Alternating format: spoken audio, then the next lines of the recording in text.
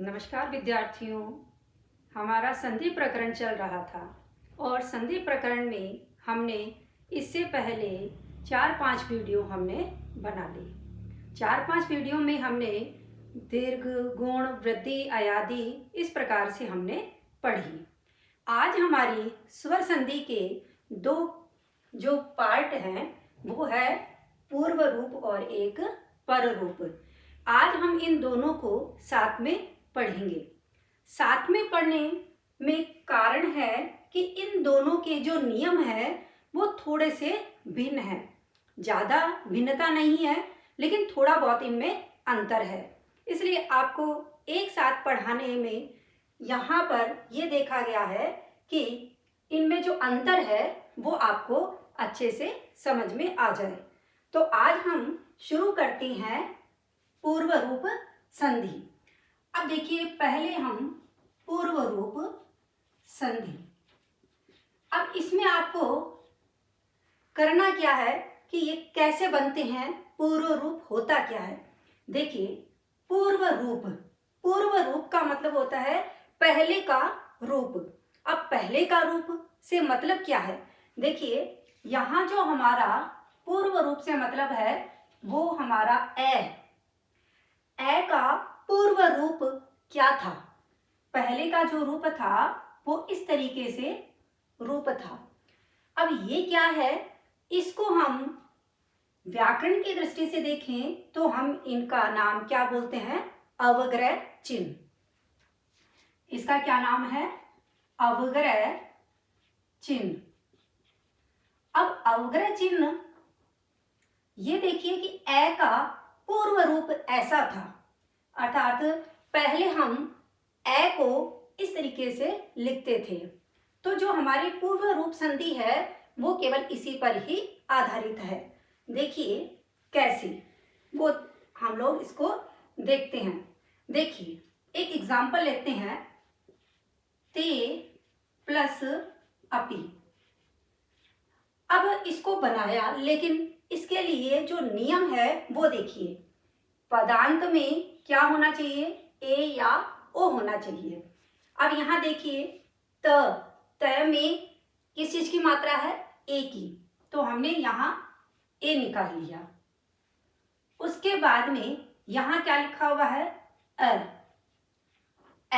वो भी कैसा, ह्रस्व ए। देखिए यहाँ पर प्लस के बाद में क्या लिखा हुआ है, ए। हमने देखो यहाँ पर दोनों चीज लिख ली, ए भी आ गया और ह्रस्व ए भी आ गया।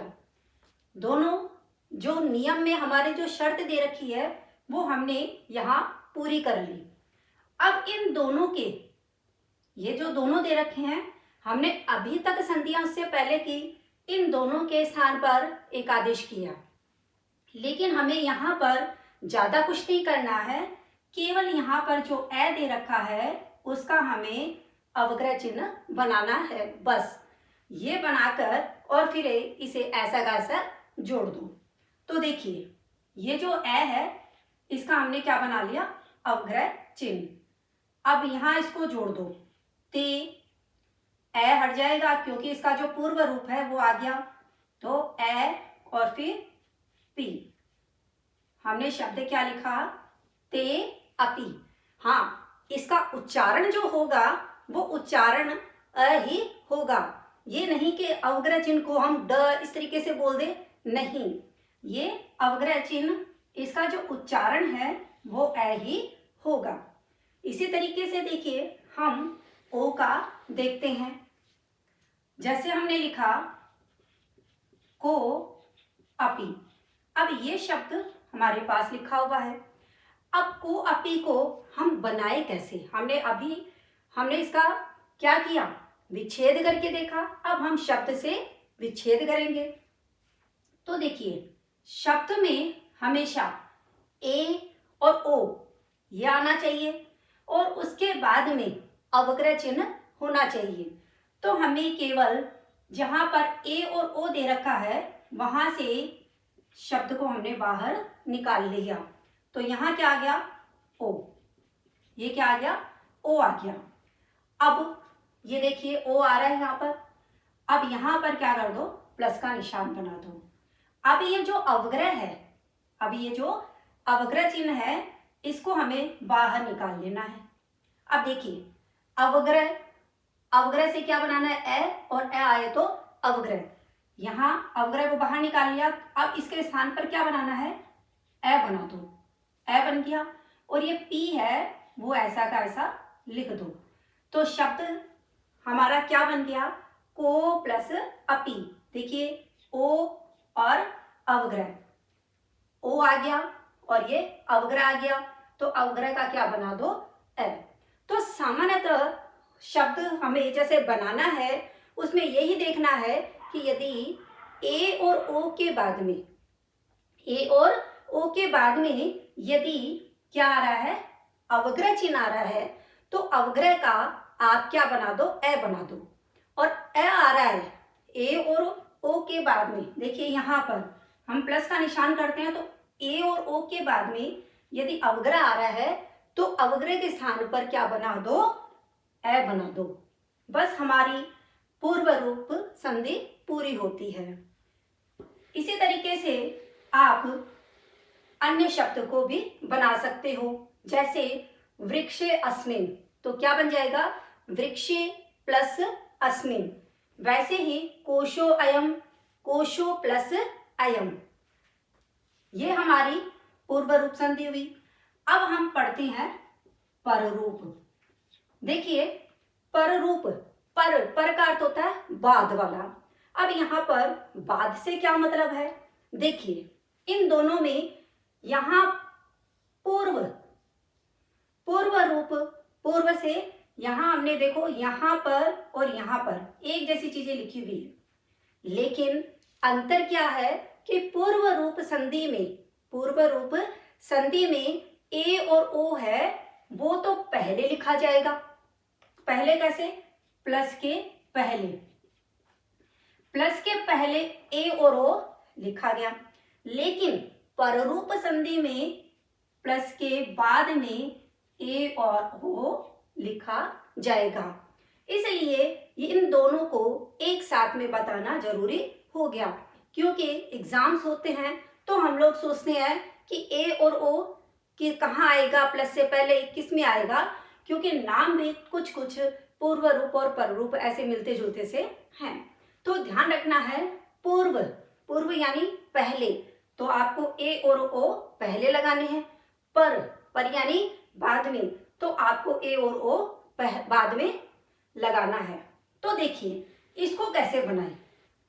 यहाँ पर ध्यान रखना है कि इसमें तो बाद में अवग्रह का ए और ए का अवग्रह बनाना है, लेकिन इसमें पररूप संधि में क्या करना है, देखिए सबसे पहले हम एक उदाहरण लेते हैं, जैसे प्र प्लस एजति, प्र प्लस एजति।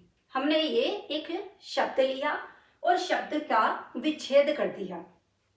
अब देखिए ये शुरू में क्या आ रहा है, प्र। अब यहां देखिए अकारांत उपसर्ग, अर्थात पररूप संधि होगी, पररूप संधि में प्लस से पहले अकारांत उपसर्ग होगा। अकारांत का मतलब होता है कि अ से अंत होने वाले उपसर्ग, जैसे प्र, प्र में अंत में ए आ रहा है, उप, उप प में अ आ रहा है। देखिए प्र को हम यदि देखते हैं तो इसमें लास्ट ध्वनि क्या आती है, ए। उप, उप, प में भी क्या आ रहा है, ए।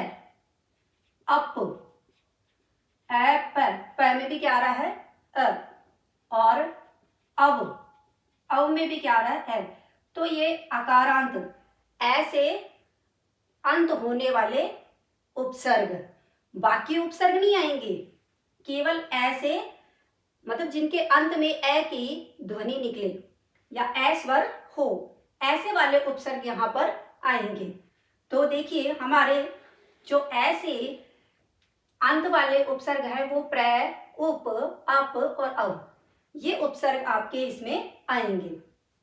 तो यहाँ देखिए प्र उपसर्ग आ गया, इनमें से प्र हो गया।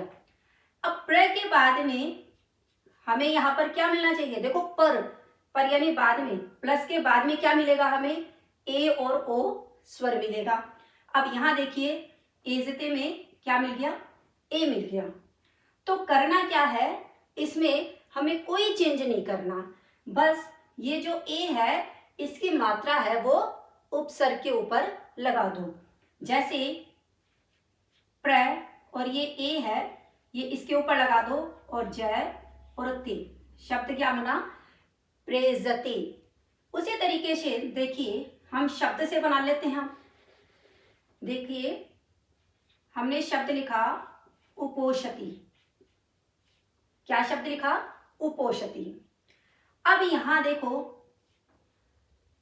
ओ की मात्रा ढूंढनी है पहले, क्योंकि हमने यहां पर क्या बताया कि प्लस के बाद में आपको क्या मिलना चाहिए, ए और ओ। देखिए हमारा सबसे पहले ए और ओ, ये प्लस के बाद में हो गया, और प्लस से पहले कोई उपसर्ग होना चाहिए। अब उपसर्ग को इसमें देखिए, आपको कोई उपसर्ग मिल रहा है क्या, तो यहाँ पर देखो उपसर्ग आ रहा है, तो हमने उप लिखा, ये आ गया, उपसर्ग हो गया हमारा।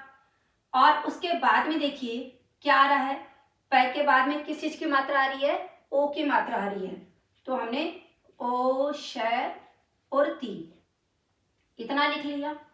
अब यहाँ पर देखिए जब भी आप संधि विच्छेद करते हो, तो संधि विच्छेद करने के बाद में प्लस से पहले और प्लस के बाद में आप ये देखिए कि हमारे जो नियम दिया गया है उस शर्त को हम पूरा कर रहे हैं कि नहीं।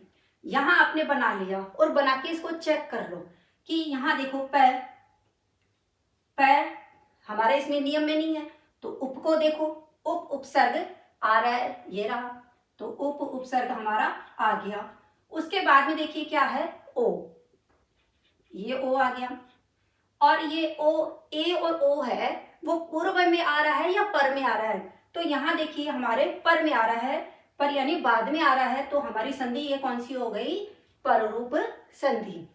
तो यहाँ पर शर्त पूर्ण होने पर केवल ये ओ की मात्रा है वो उपसर्ग के ऊपर जोड़ दो, तो उपसर्ग पे हमने जोड़ा, तो ओ पर ये ओ है इसके ऊपर लगा दो, तो ओ की मात्रा हो गई, फिर श और फिर ती, तो शब्द क्या बना, उपोषति। तो यहाँ देखिए कुछ मैंने एग्जाम्पल लिख रखे हैं, प्र, उप और ये प्र। तो बस केवल ध्यान रखना है कि यहाँ पररूप जो संधि है, पररूप में बाद में ए और ओ, और पूर्व रूप में पहले ए और ओ, इस तरीके से आपको लिखना है।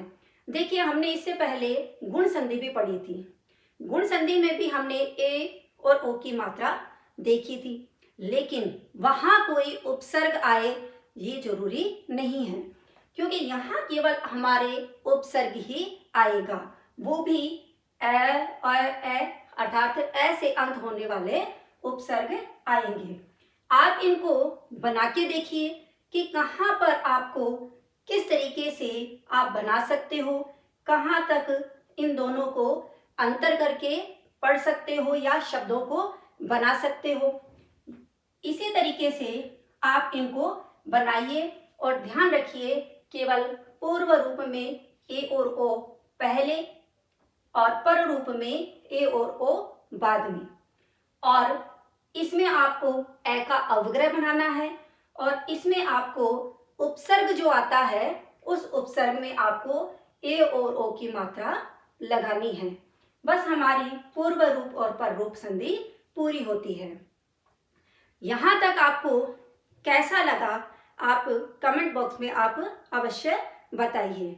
आगे वाली हम जब क्लासेस लगेगी हमारी, तो हम उसमें जो हमारी व्यंजन संधि है उसको हम पढ़ेंगे। धन्यवाद।